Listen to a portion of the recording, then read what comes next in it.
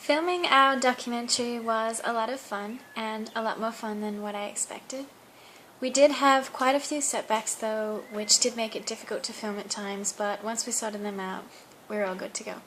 The first time that we filmed was at Jordan's house on Turek Road in Chapel Street.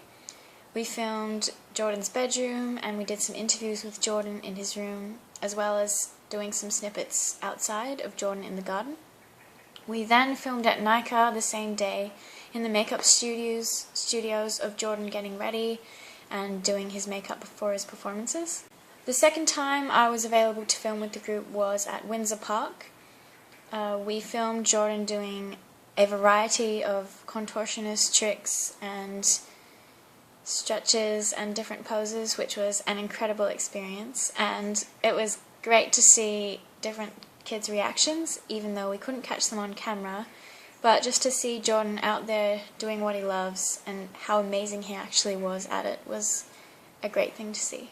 My group did film Jordan performing on another day, but unfortunately I was unable to make it. He did a full performance with other acrobats and contortionists, but I happened to be working that night, so I was unable to make it. But that was just one of the challenges that many of us faced in the group.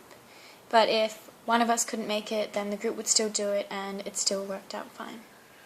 The biggest challenge that I think our group faced would have been finding time to film all together. Everyone had different timetables and was always busy at different times, which made it so hard to get together all together, but we managed to do it. And even though at times some of us couldn't make it, if 2 people were available, we would just film with 2 people or with 3 people, but in the end we made it work, and I think everyone contributed well and put in a lot of effort. Another issue we faced was getting permission to film at Nika, which is the circus institute that Jordan, our documentary focus, attends and performs at.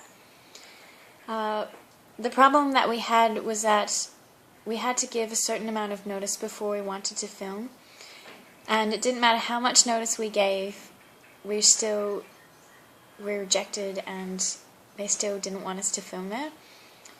However, we still managed to get the cameras in, and even though we might not have been actually allowed, we still decided to film in the makeup studios and managed to get around the security, so woo, go us. The things that worked well in our project was that everyone worked efficiently and always came up with some good ideas.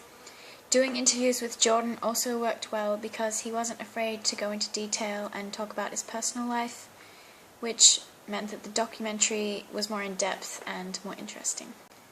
Jordan really inspired me because he demonstrated that as long as you believe in yourself and dream big, then you can go anywhere in the world and do anything that you want.